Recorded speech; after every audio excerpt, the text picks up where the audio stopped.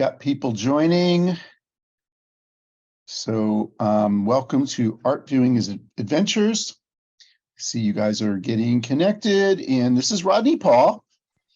I never do this show all by myself, and I am not going to be doing that today, but my guest, Bernice. Oh, there's Bernice. Bernice Iwamoto is with us. How are you today, Bernice? Good. I'm here. Yeah, it looks like kind of cloudy skies over the Bay Bridge behind you, but I know. I wish I could say this is the actual view out my window. well, I've got a giant square behind me that we'll be talking about.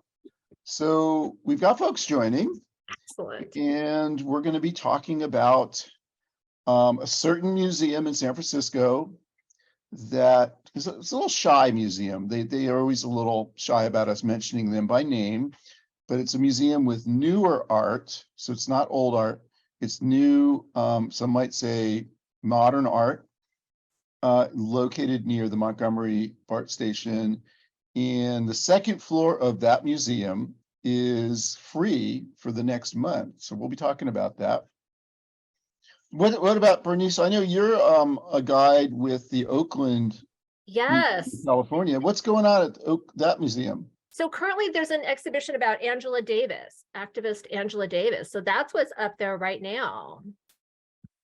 That sounds exciting. And it's actually pretty interesting, I have to say. It's so she's still alive. Right. So it doesn't cover her, it doesn't cover her entire lifespan, but it covers the time from when she taught at UCLA and her contract was not renewed. And then it talks about her political activism, the beginning stages of her political activism. Yeah, she was on trial at some point. Yes, it does absolutely cover that. Was she on trial in Oakland? I don't know if it was Oakland. I want to say like Napa. Oh yeah, okay. But definitely the Bay Area. It's funny because I was just down there today. I told Jennifer, our technical moderator, and by the way, we always thank Jennifer she does a great job of technically moderating. But I went down there because I got a what's it called? A deputy marriage officiant. I got some official title. I'm going to be performing a marriage a week and a half from now. So if anybody's looking for a wedding officiant, I guess that you might be the man to call. Yep. And looking forward to that. Right, multi-talented, does the Zoom program. I'm only allowed to do one wedding at a time. I'll have to go back to them and get another one of these deputization certificates. But it's only good for one wedding. So okay. One wedding on a specific date, but okay. You know that. Let's see, we're almost at 1 o'clock, so we're going to be doing our program on. I'll just go ahead and say it. SFMOMA's second floor is free for about the next month, and we're going to show you some works. And I'm also going to be trying to do some little gatherings. They're not tours because there are no tours at the museum, but there might be a bunch of us getting together at the museum, going around talking about the art. And get together with friends, hanging out to talk about art. That's get together with friends. It's not a tour; it's get together with friends. So we'll be nailing that down very soon. So we are at 1 o'clock. This is Art Viewing Adventures. I'm Rodney Paul, joined by my friend Bernice Iwamoto. And also mention that we are being hosted by the Community Living Campaign, which is a nonprofit in San Francisco that serves people who are elderly and disabled. And but for this program, we broadened it and just said anybody who wants to get on Zoom and talk about art, we welcome you. So welcome everybody. And let's go ahead and get started with this program. I think Bernice, are you going to share? You're going to kick off, right? Sure, I can do that. As soon as you just need to give me. Yeah, Jennifer, give permission. Bernice co-host privileges, and then you should be able to share. I do have your images if we need them. I do have your images in my deck also. But yeah, you're good. You're good. Okay. And just out there in chat, let us know. Have you been going to SFMOMA? Are you aware that the second floor is free? Tell us what you think. All right. So, Rodney likes to make these really, really interactive. So first question I'm going to ask is, as you look at this painting of this woman, what are some of the words that you would use to describe her? So I encourage people to either, you could unmute if you want, or throw your thoughts into chat. Want to hear what you guys think. For me, I would say it's really an interesting portrayal because we get her head, we get her neck, but that's all we see of her. And so she's just kind of like, uh,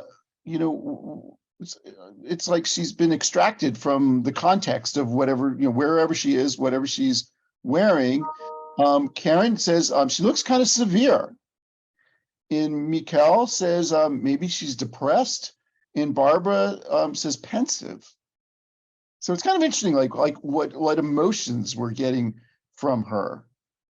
Right. So she maybe doesn't look as chic and as smart as a young lady in Paris during that time, walking around as you would see as you went to an art museum, or just as you, I was gonna say going to the grocery store, but I don't think she was going to the grocery store. But as you would, walk along, maybe not quite as chic as you would anticipate.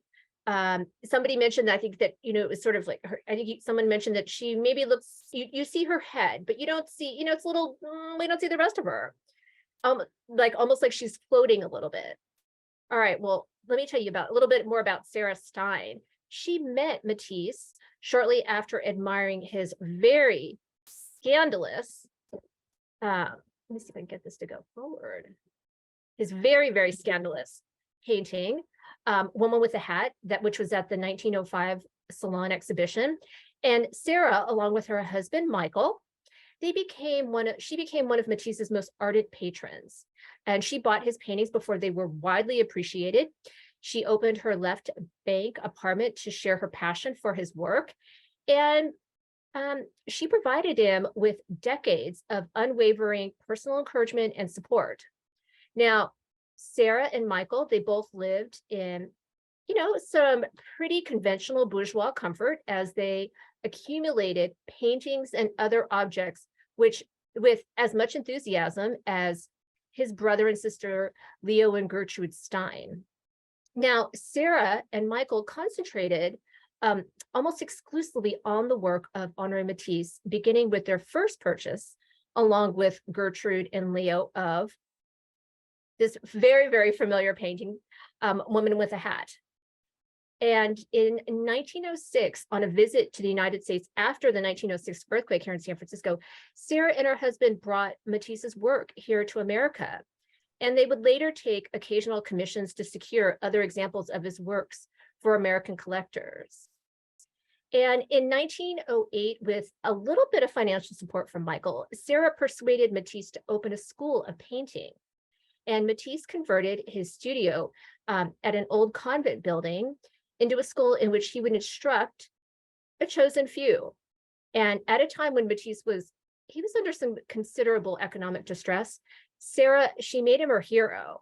And many of her evenings at home with guests would become opportunities for her to defend the work of this man who she was convinced was a great master. And she took informal lessons from him. And in her notes for the class,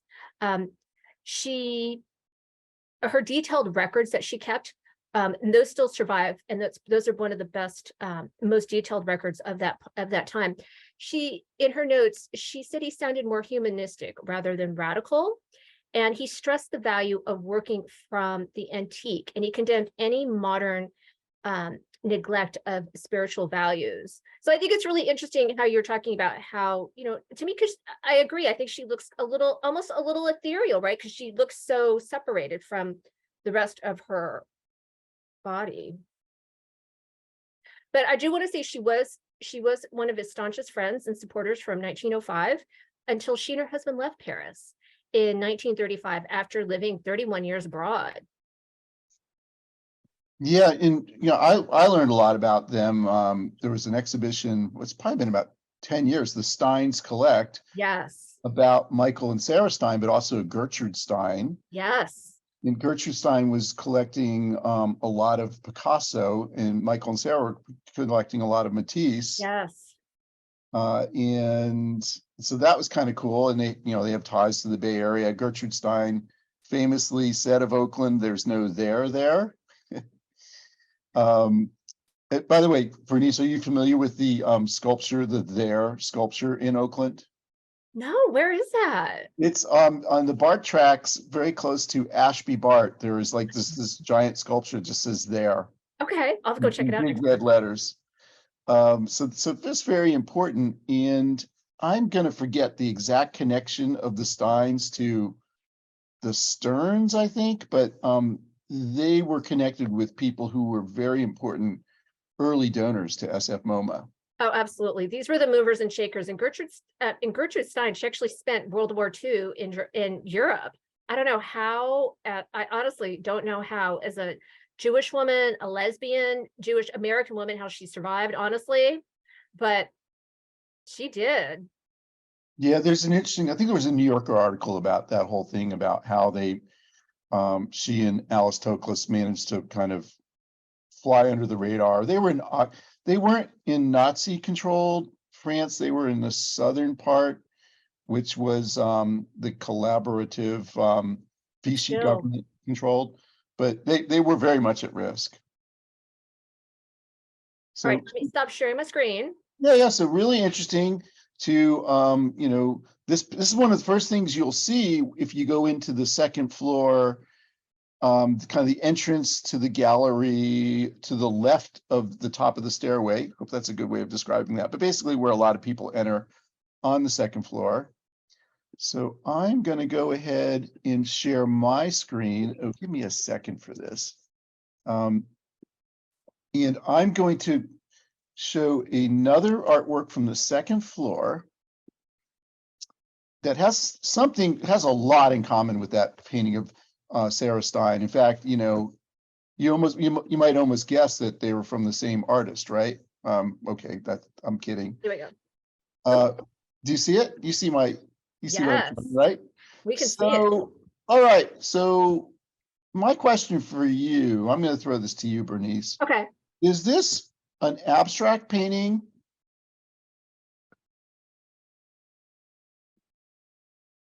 Well, I mean, you can see the squares, right? We can absolutely see the squares. So it's very representational in that we see exactly what it is, and we can name it. But I've always wondered, are the squares coming at us, or are we going into the squares? That's what I've always wondered. Yeah, I love the effect of these different colors. And it's a painting of a square, but he's doing this at a time when it's a bit after Rauschenberg's famous white painting, right? But they're kind of redefining what art can do. Art isn't just trying to show us depictions of our real world. This is showing us the square.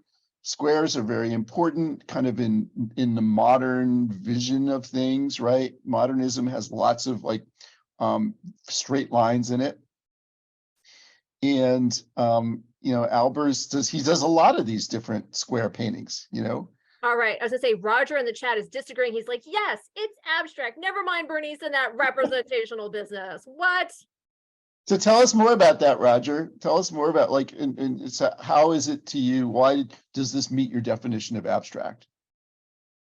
I was just in an art class last week, and this is one of the abstract paintings we looked at.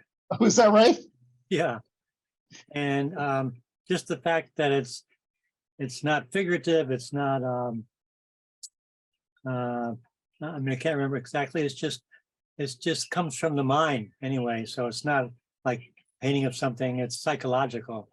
So it's just an abstract of his idea, and to make people sit there and look and maybe affect their mood, or maybe help them meditate, something like that. Oh, I like that. How would it affect? Maybe you can answer this, Roger, or other people can answer it. How does it affect your mood? Well, the colors. The colors. I've painted I remember painting a room in 2 different colors of yellow, and just it was more of a mellower, more relaxed kind of thing. Yeah, so you find it relaxing.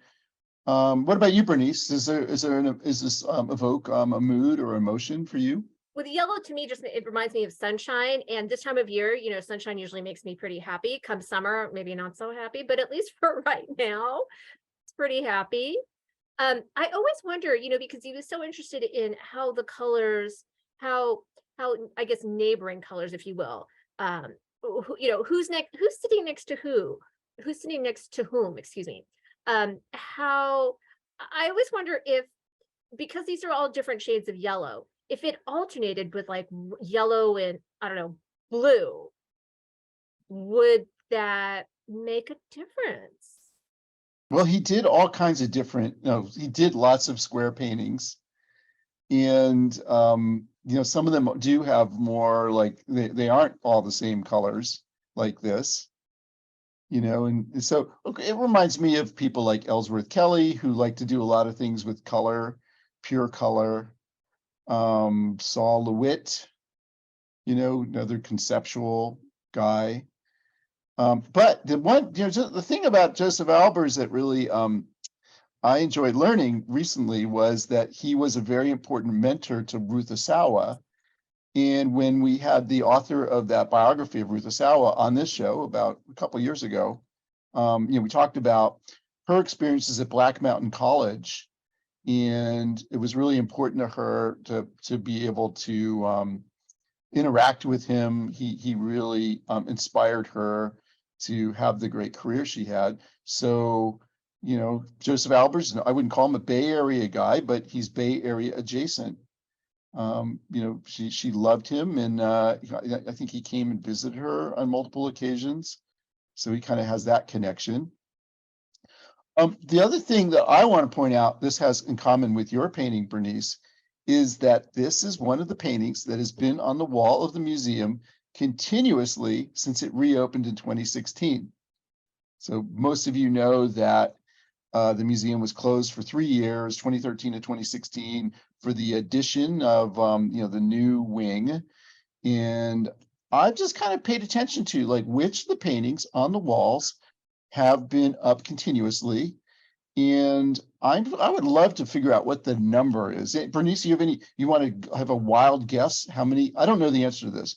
How many paintings have been on the wall continuously for the past 7 years?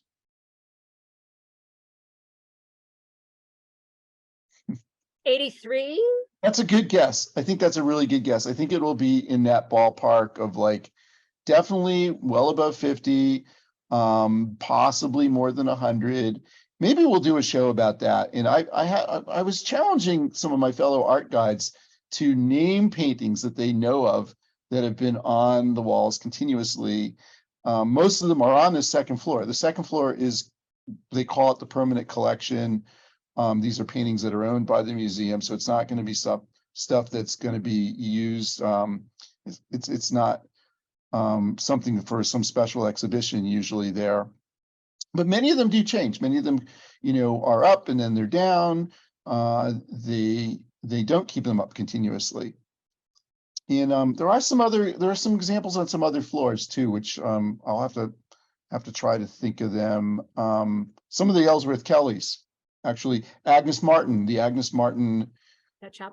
that chapel that she has on the 4th floor, which has, I believe, is it 7 works? It's either 7 or 9 works on the wall. Yeah.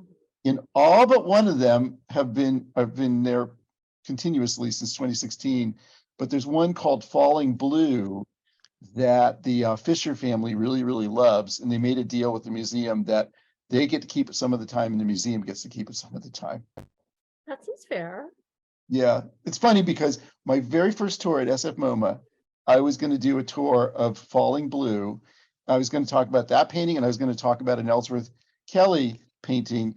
And the night before my tour, I show up and I see that my painting's gone. The painting I'm going to talk about is gone. And so I switched to the painting to the left of it, which is called Something of Summer, Leaves Something of Summer, which looks like graph paper. And I did that, and I just love that painting because it was on my very first tour at SFMOMA. I remember that, Rodney. I always felt so bad for you. It was good. It was a good little challenge. So, if there were no other thoughts on this homage to the square, which is funny, it's an homage to the square, but it actually is a square too, right? We will move back to you, Bernice. Okay. All right.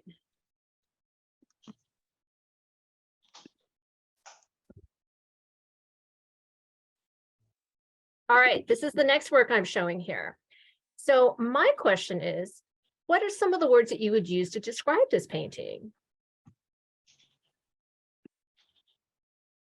I mean, Does it again, remind you of anything? yeah, no, it's again, kind of like abstract, like it's not clear. If Mhm. you don't look at the title and you can think it's just like a bunch of geometric shapes. There's kind of a sense of light, I think, Okay, maybe a sense of movement. okay. I mean, I know what it is, Right. but I'm trying to like put on my, it's like think with the mind that had never seen it before. And I think that's kind of a fun way to explore this painting, that, it could be like, all kinds of different things. It could be like some kind of space alien. A space alien. Oh, I like Yeah, that one. I space haven't heard alien, that one. with tentacles, and those things in the middle are like two eyes, Oh, Yeah, it could be like a spaceship and an alien or something. It could be, and I'm seeing in chat that the people are mentioning what it is, and you guys are right, but um, it's still like, if you don't know that, if you're experiencing this for the first time, I think it can take you to some pretty special places. all right. So I can't see. I have to say I don't have the chat up, but we see those Gothic arches at the top of the painting, and I know a lot of times when I think of those Gothic arches, it very much to me suggests something like stained glass, like this, like a stained glass window that you would find in a place like St. Patrick's Cathedral in New York City. This, of course, this particular window is known as the Founder's Window, and you can see here that it depicts, something very traditional. This is like Archbishop Hughes, architect James Renwick, and Cardinal McCloskey, and they're each showing their architectural drawings for the cathedral. But this particular painting that that we're looking at is Joseph Stella's interpretation of a bridge. Specifically the Brooklyn Bridge. I think it's probably what you all were probably referring to in the chat. And this, the painting, it's almost like an altarpiece to modernism, right? We see, I think Rodney was talking about the lines that we see, those glistening lines of the cables, and as they sort of sweep up into what are probably some pretty distant skyscrapers that we can't really see against the blue sky in the background. You, of course, notice those symmetrical towers, which are, I think, quite pretty distinctive for the Brooklyn Bridge. And those circles, that row of sort of halo-looking circles on the bottom, to Stella, those sort of represented the subways and the pipes, sort of the veins and arteries of New York. Now, the artist Joseph Stella was born in Italy, but he arrived in New York City in 1896. And he arrived at just the age of 19 in a New York that was sort of a nexus of frenetic, form-shattering power. And you see here this engineering marvel of the Brooklyn Bridge, which he actually first depicted in 1918, and then he would refer to often in his career. And he just found that, this contemporary technological monument sort of embodied for him the modern human spirit. And so he combined, we can see here that very contemporary architecture with sort of that historical illusion that we would see as you would see in like a stained glass window. And he sort of transformed the Brooklyn Bridge into his version of a 20th century symbol of divinity that we would see, that we would associate and see in a cathedral. Maybe not like St. Patrick's, but shucks, why not St. Patrick's, right? Yeah, why not? Why not? All right. That is Joseph Stella. Let me stop sharing my screen so Ronnie can share his next work.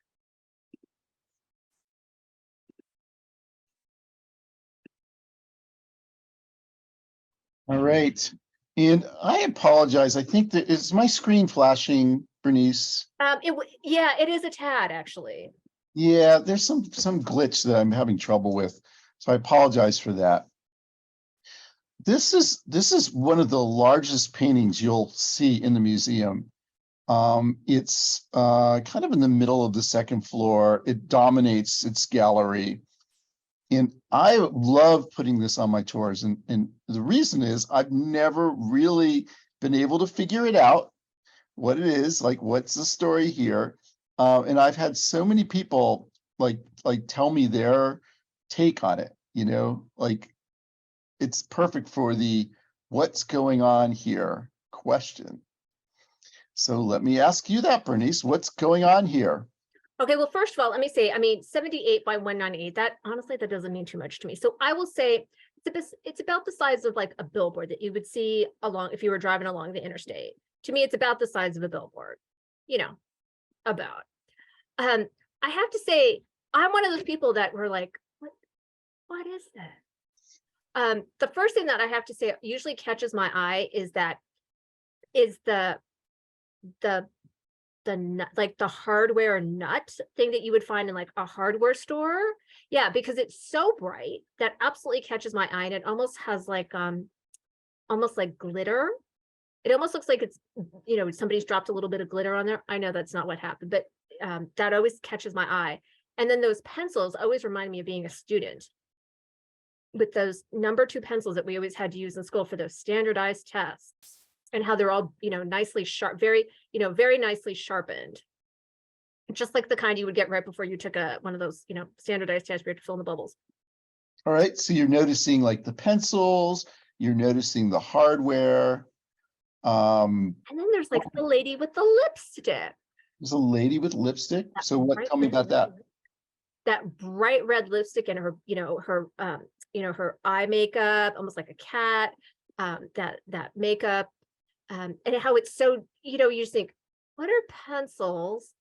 Like hardware from a hardware store, and a lady with her lipstick, right? Because the lady with the lipstick, that to me almost looks like a billboard, something you would find on an advertisement for maybe a cosmetic company. But right, you think, but it's jagged, like it's gone through the shredder or something. Wow. Yeah, I mean that's like, I think every time I see this painting, I have different thoughts about it. And right now, I'm thinking a lot about how it's really showing all these mechanical things, It's showing, like you said, the hardware, right? It's showing, maybe this could be seen as a camera or something. We've got the little drop of oil in the pencils, so somehow this person is being maybe transformed by some kind of mechanical device.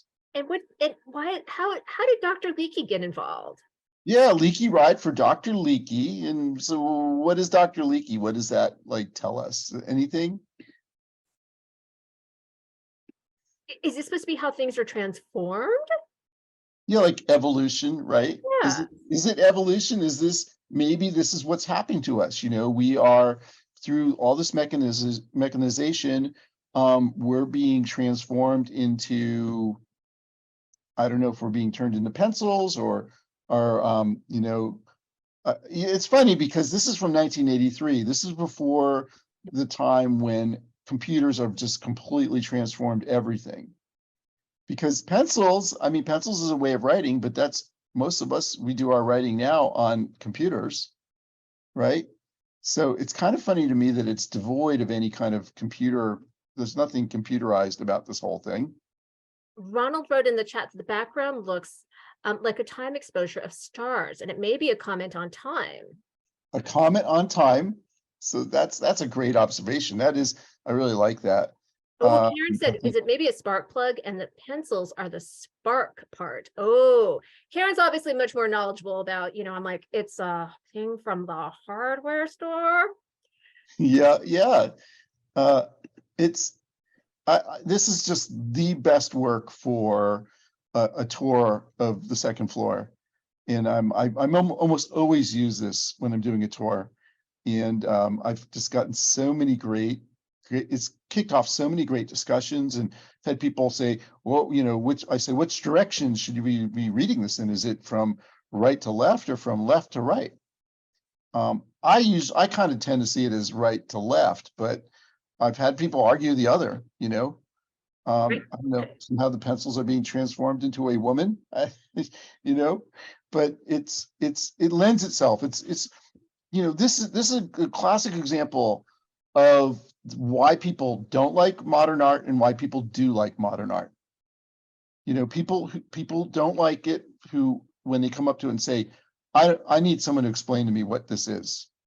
And they want like a explanation for this artwork. And I don't think it exists.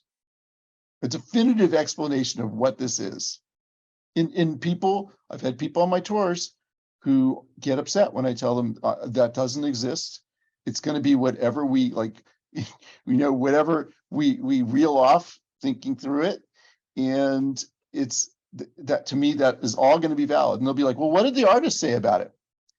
I say, well, you know what? I don't think he really did say much about it, but I avoid that. I don't care what the artist said about it. I really think what you think about it is what's most important. It's not as clear cut as looking at a stained glass window of like the Annunciation, where where the angel comes down and says, Mary, let me tell you what's going on. Right? It's not as clear cut as that, certainly. Yeah, and if you know, what would happen if you'd shown up in the like 17th century with something like this? They probably would have burned you at the stake. Oh, I know. I don't want to. They'd be like, okay, this is definitely not acceptable. You know, it's very modern. James Rosenquist was a commercial painter, so he did things like billboards. So it's kind of cool that Bernice evoked for you something like that. So he was doing things in the world of advertising. And so these images, like, they are the kind of images you could see in an advertisement. And it's just, again, it's another one of those works. It's been on the wall of the museum continuously, but not just from 2016. I as long as I've been going to the 3rd Street location of SFMOMA, you know, I moved here in 1986, so I don't remember a time when this was not on the wall. Oh, Ronald wrote, it's surrealistic. The details are realistically rendered, but combined in an unreal way. I like that comment, Ronald, because it is, you know, like, surrealism to me always evokes some kind of like dream, right? And this could be like some really tripped out dream you might have, right? Would it be a good dream or a bad dream, Bernice? What do you think? Well, you know, those pencils remind me of those standardized tests that we all had to take in school. So thank goodness I'm not doing those anymore, those standardized tests. That brings back some unpleasant school memories. So I have to say, for me, yeah, that might not, no, I'm good. Thank you. No, thank you. I don't want that dream again. Yeah, maybe you don't want to wake up in the morning after a dream in which you have this, you know? No, maybe not. No, thank you. But I'll take a pass. Thank you. After many years of just being completely confounded by this artwork, I have to say it's actually one of my favorites now. So if we do go to SFMOMA together, and I'm kind of hoping that we all do, this will be on that tour. Oh, Dragoner wrote back, does it connect to Dr. Leakey, the archaeologist who found fossils of a Firsty man? So I again don't know for sure the answer to that, but it seems like that's the Dr. Leakey who's best known. You know, finding evidence of early man in Africa with his family, kind of very important family of archaeologists. So I think that's what we're getting at, is some kind of reference to evolution and what we came from. Anybody have other views on that? It is Dr. Leakey. Okay. That Dr. Leakey. But the paint, that's not who the woman is though, right?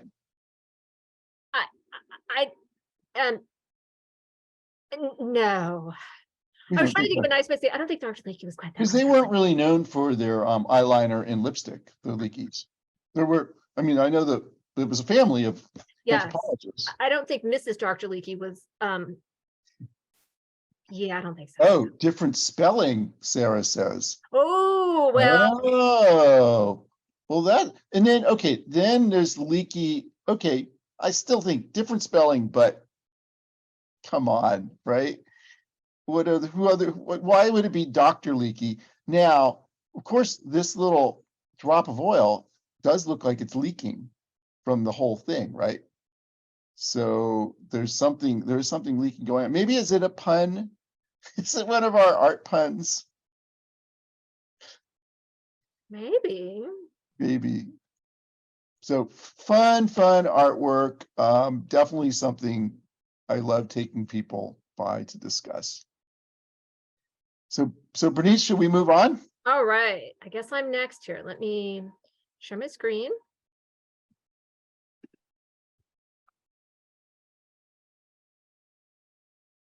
All right, this is the next work we're talking about. So, speaking of something that, looks a little bit different, we're gonna, Picasso, this is, it's Picasso.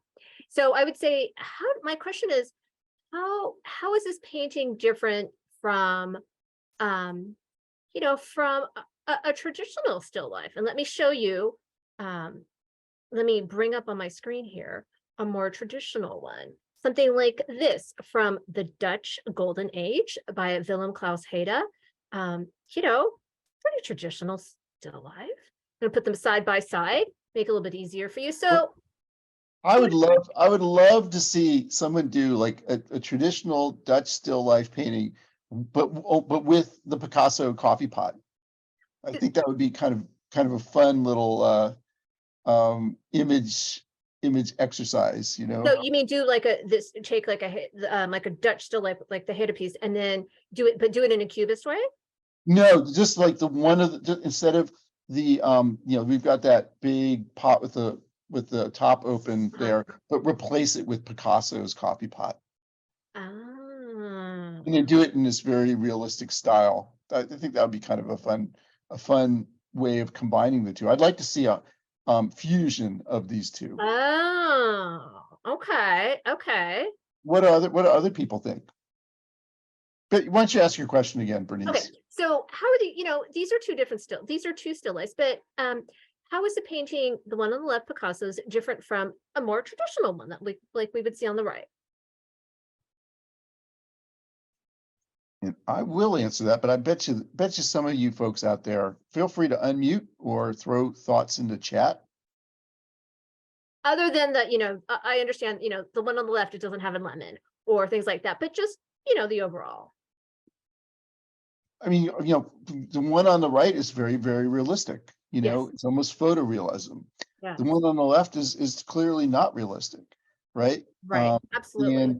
And then the way he's portraying the cup in the coffee pot, there's kind of a sexual aspect to it that I ever since I heard that, I can't not see that, I know. I didn't want to say anything because once you see it, you can't unsee it.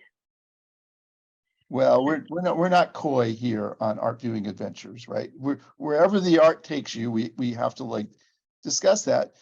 So there's that, and I love the bright colors of the coffee pot in the teacup, the coffee cup. In the Picasso piece, you love the colors. Yeah, Okay. actually, both of them, when you think about it, they both have very, very that white is a really attractive aspect in the traditional one.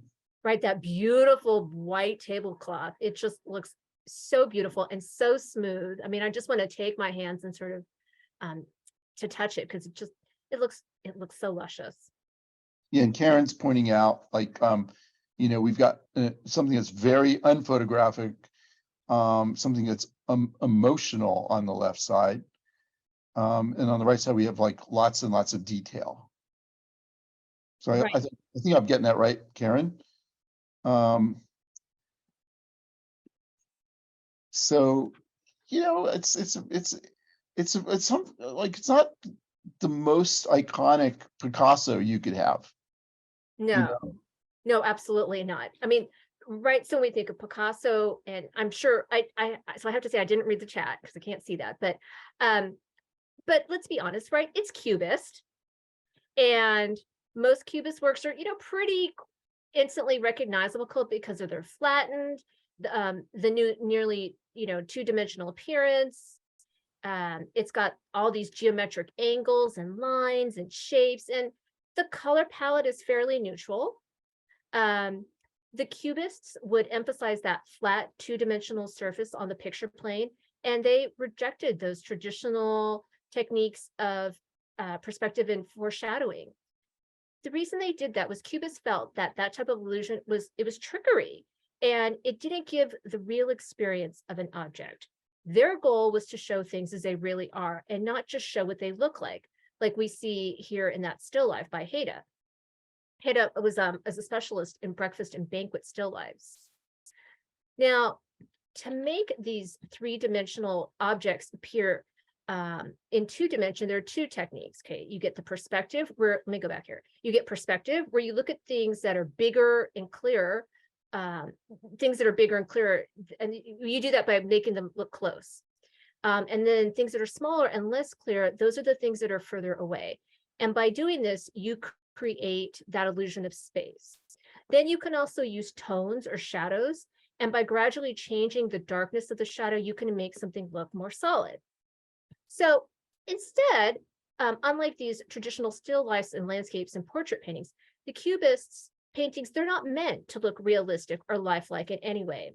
Instead, you're looking at the subject from every possible angle, right? So the artist will piece together fragments from different vantage points into one painting.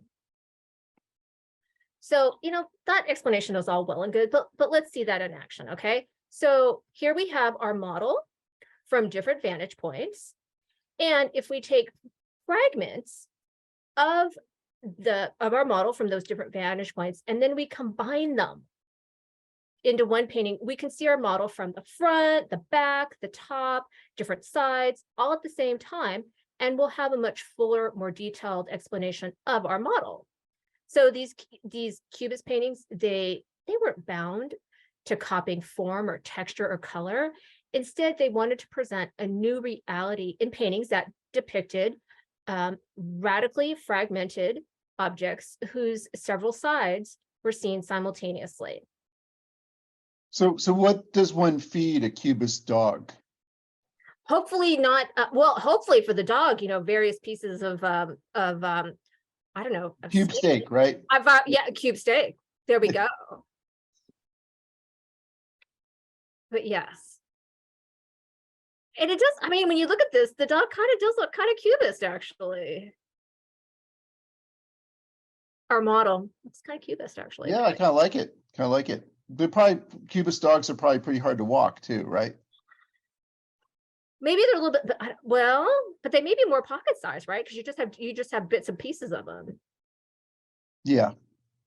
I don't know. All right, let me stop sharing my screen. Okay, back to me. Yes, back to you, Rodney. So we're gonna see a photograph that's on the second floor at SFMOMA. Latoya Ruby Frazier.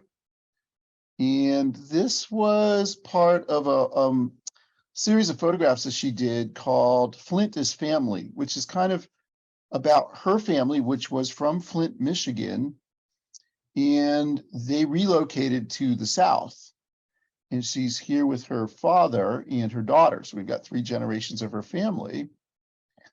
But my question for you, Bernice, is like, what do you notice about this photograph? Like, what kind of, is it telling us a message? Is it does it have a mood? What do you make of this? Well, I have to say and I didn't notice this the first time I saw this, but I noticed seeing underneath their feet the water, or the ponding water, I guess is what I would call it. I don't think it's a proper pond, but just sort of maybe a slight depression in the land where water has accumulated, and how it looks like maybe they dug for that, right? There's a shovel. You look at the water. You look at there's a vertical line underneath the gentleman, I guess her father's feet, maybe where he's scooped out some land, so you have some more water. You have access, I guess maybe easier access perhaps to the water. Yeah, it says it's a freshwater spring. So Yeah, it's it's a way of actually making us think about water. it's actually a spring that comes up from the ground. We had one on a farm where we lived. So yeah, they're like, just people getting water for their farm, for survival.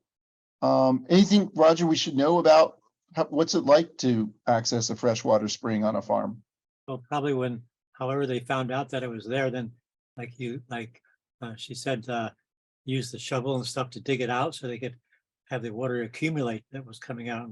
And it looks like they dug a little trench, to direct some of the water to where they wanted to go. So depending upon how strong of a spring, you could use it for irrigation or maybe just drinking water. So yeah, I think that's what we did, just the drinking water. Wasn't what that. Yeah, and first, drinking water does make us think of Flint in the water crisis that they had there. That's really what Flint's family was about, was all the things that Flint had been through with the closing down of the industrial plants there, and then this terrible water crisis where their water was contaminated. And this is a very different setting. This is a family just getting their own water through hard work, and making making a new life for themselves in a more natural setting. Right.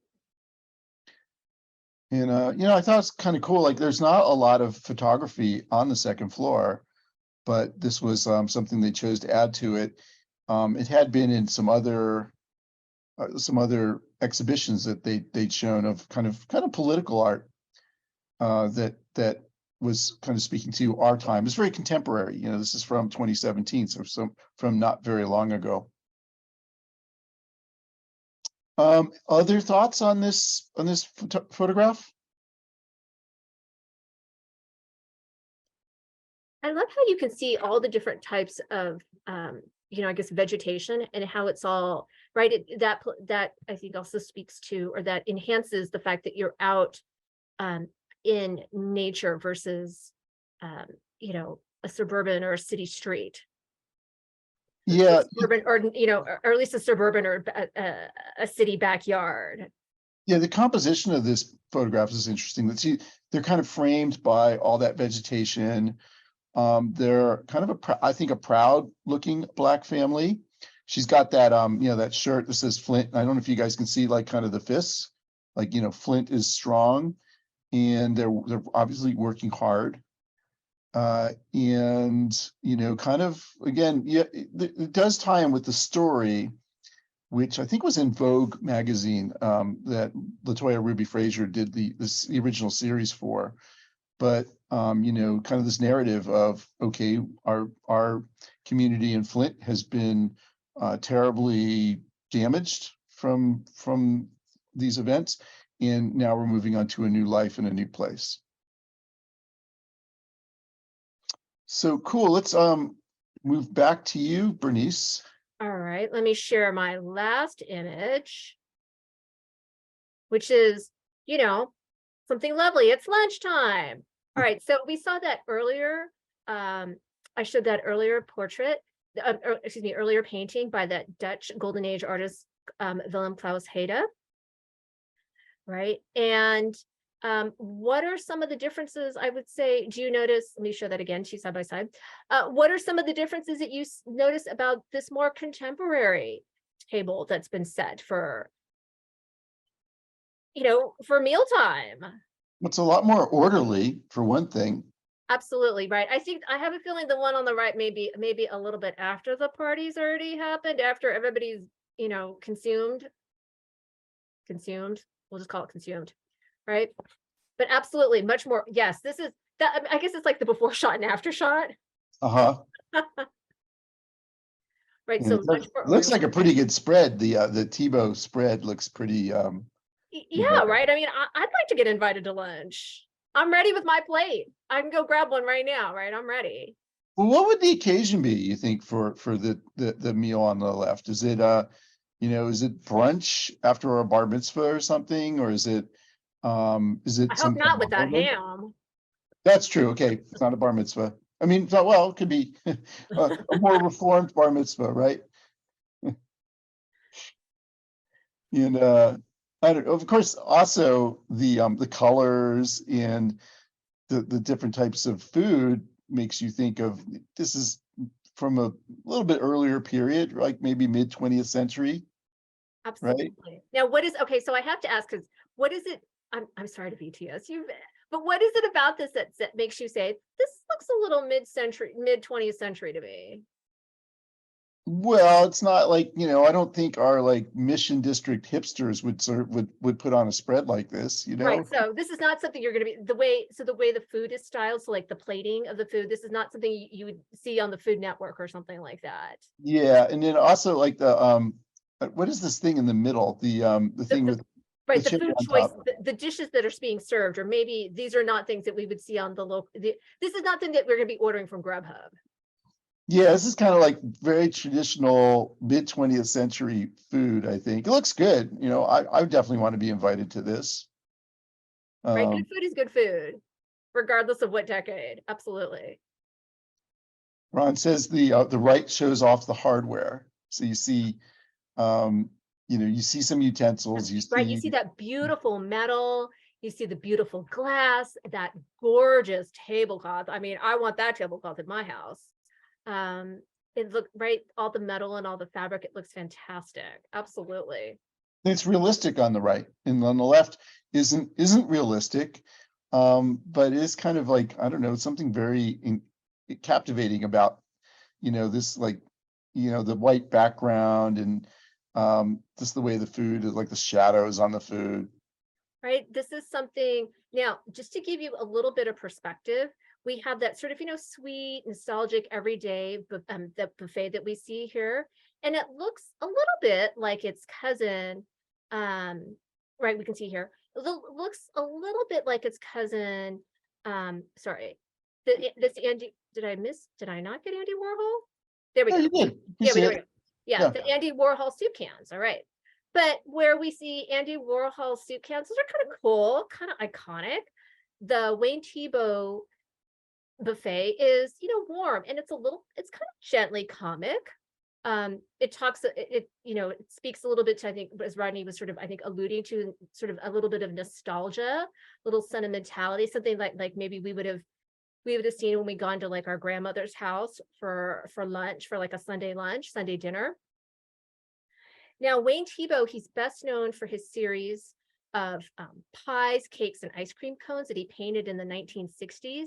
And he did this series from memory, based upon his childhood working in restaurants and seeing food displays.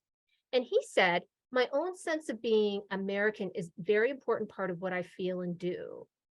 That's what he said. And he said that Americanness, along with his appreciation of commercial art, infused his work, starting with the food. It's kind of the food he grew up with, the food that he knew. He said he always painted what I lived with and what I knew. So let's take a closer look at this painting. Okay, so we can see some of those brush strokes are really heavy. And the effect is, it almost looks like frosting on a cake. When you get up, now, obviously you're not going to do this, but some of it, I mean, sometimes you just want to like stick your little finger out like you would the frosting on a cake, and just take your little finger off and take a little taste, just like you would on a cake. But in addition to those thick brush strokes, we see Wayne Thiebaud use those dramatic shadows and outlines. Halos is what he would call them. They were complementary colors, and they would make the object stand out for the viewer. The technique that technique he called halation. And he would paint, when Wayne Thiebaud painted objects or forms, he would famously surround them with multiple colors, often stripes or lines of equal intensity, to create that halo effect. But you might not notice it unless you looked closely. He said that the colors, they're fighting for position. That's what makes them vibrate when you put them next to each other. So when if you have a chance to see a Wayne Thiebaud in the galleries, take a look at that. Because you're not gonna, I think I know when I walk by the first couple times, I never noticed that, but if you stop and take a peek, you are able to see those different colors as you can here in this close-up. Now, Wayne Thiebaud, he utilized what he learned from cartoons and ads and design, and he applied it to his paintings. And so he sort of merged the two seemingly disparate art worlds into this pretty eye-catching art. He said he never considered himself an artist. Instead, he described himself as an old-fashioned painter. And I think he just died a couple of years ago. I mean, he had quite a long life and a long career. 101 years old, I believe. And I think he was playing tennis until, not that, I mean, he was what my mother would have called a mature gentleman when he was still playing tennis. I think this is obviously health food that we're looking at here. A little ambrosia salad. Why not? Sarah says she loves she finds the mini pineapple hilarious, and Roger's noting it may be a satin tablecloth, or maybe Roger, you're referring to the other one. Yes, I think the Haida piece yes, I want that tablecloth. Karen Lieberger says he's a real painter's painter. He's just really one of the most beloved artistic figures, I think, in California history, I'd say. One of just especially Northern California. I had the privilege of seeing him speak at SFMOMA a few years ago when they had an exhibition of his, and he had picked a bunch of paintings to be shown on the second floor from SFMOMA's collection, including one that was a forgery. He thought it was so cool. He thought it was such a well-done forgery. He wanted it to be shown. I know. I mean, I wanted to show everybody because that thing is not coming out anytime soon. Yes, yeah. That it had its moment in the galleries, and that was it. But to me, this is something that you would have seen at your grandmother's dinner table. Well, it's showing us a feast, and Thiebaud's work, it was kind of its own feast. All these cool images. All these cool colors. Yeah. All right, let me stop sharing. Yeah. So can I just tell you, you look at this and it's like right. We don't eat to me that looks like an ambrosia salad, right? Nobody serves ambrosia salad anymore. Yeah. I'm sorry if you just had it, yesterday, but I don't see that around. I mean, I don't see that on the Food Network. It's not a staple in the Paul household. No. All right, let me stop sharing. So we'll move on from one feast to another. So Smorgy Bob, the cook, another one of these feasts. So I think we should think about, well, how is this feast different from the Thiebaud feast? I think they might be in the same gallery. No, they're nearby. I know that. But what do you think, Bernice? Well, and does it bother anybody? Does it make a difference to anybody that this is all white versus? So this is a monochrome feast. Yeah, this is a monochrome feast, right? And as a friend of mine always reminds me, Bernice, we eat with our eyes. But so you have to look at these, and we don't see the typical red. It's like, is that a tomato? Or green? Is that celery? As you see almost like the crudité plate in the front, or the turkey to the left. It's a little hard to figure out what some of these things are. I see like maybe carrots and maybe olives, and so I don't. And then my question would be, do you think Arneson was he maybe reacting to Thiebaud's works? Is this him spoofing Thiebaud? Because they're both in the same orbit. They're both they're both very associated with, say, Davis, Sacramento. Arneson was in Benicia, but he's definitely like, they're running in the same circles. Arneson's younger, although sadly he died young, so Thiebaud outlived him by quite a bit. We can't all have as much longevity as Wayne Thiebaud. Yeah, that's true. And I think Arneson, like what he got, like his money's worth out of his life. He really created a lot of very provocative, literally provocative art. We won't talk about the George Moscone sculpture that he did, which you almost never get to see. Well, let's talk about that. He did a sculpture of George Moscone after the assassination that has the words Twinkie Defense written on it. So kind of evoking the Dan White's defense that resulted in him getting, being convicted of a far lesser charge than double first-degree murder. So Arneson was really like, he did not mind messing with people. He upset a lot of people by doing that. Although I have to say, I kind of like that sculpture. And I hope we get to see it again. I think it's in the SFMOMA collection. It was in the Fine Arts Museums of San Francisco collection. And I think they got rid of it. We'll have It to. was like too hot for them to handle or something. We'll have to look. We'll have to look. But back to this one. What are folks' thoughts on this? Do you like it? Do you find it grotesque? Well, one thing I was going to say I noticed is with the Wayne Chibo piece, everything is very precisely laid out. It's almost like they took tweezers, or as a friend of mine said, if she took something off one of those plates, she would have to bring her tweezers and she would have to extract the piece of what food she wanted. And then she would use the tweezers to move all the rest of the food around. So it didn't look quite so noticeable. Yeah, and there's some chaos going on here, Right? right? I think if I grab one of those rolls and a couple of those vegetables and maybe a slice of that ham in the back, I don't know that anybody would notice. And then this sculpture is actually a self-portrait, right? Like that is a Robert Arneson in the back there. He's in it. He's always doing fun things with himself. Guy obviously had a sense of humor about himself. Karen says, yeah, this is funny. There's humor to this, right? He's like, I just love being in his presence or in the presence of his art.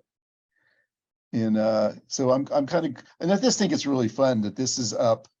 So maybe even if Arneson didn't do this in response to that Thibault work that you're showing, I think that's what the museum's doing here. Well, and I like how it's in the corner. So it's almost as if, and it's the way it's presented, at least in this photo, right? This image is it's almost like a huge table or tray. That he's just sort of wheeling out into the room like, okay, lunch is served. Yeah, and it is like this tablecloth. I believe that is also white earthenware. He even does that. Right. So it's quite. And how long did it take for him to do this? Well, I think rightly so. He's in the back and saying, wheeling out his creation, saying, here we go. Yep. Fabulous. Bob's Feast. Yes. So we are almost at 2:00. Okay. So I think I'm going to stop sharing. Hard to dust. Oh, yes. I wouldn't want that. Yeah, that's a really good point, actually. Seriously, like you have to think about that with things in the museum. Is it forced perspective? I think it is, it is like it's got perspective as a sculpture, which you don't usually do, right? So there's like something kind of odd about it in a wonderful way. But it is fun. It is fun. And that's always what I tell people is the museum is a place, I call it a playground for adults. Like we are supposed to go there, have fun with these things, talk about them, come up with off the wall ideas as we have, Bernice, you and I on this program.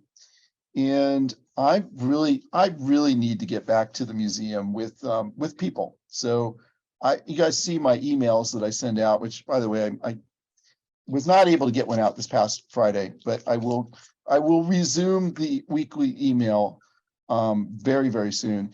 And I have been kind of throwing it out to people that I'd like to get some groups of people to just go as friends to SFMOMA and walk around. I would pick a bunch of works for us to talk about in this way and invite you guys to join that. It would be something, all you need to do is get museum tickets and that would be the extent of it. Well, right. And the second floor is free right now. So that's true. Second floor is free. It does need to be said that you are supposed to go and get a ticket.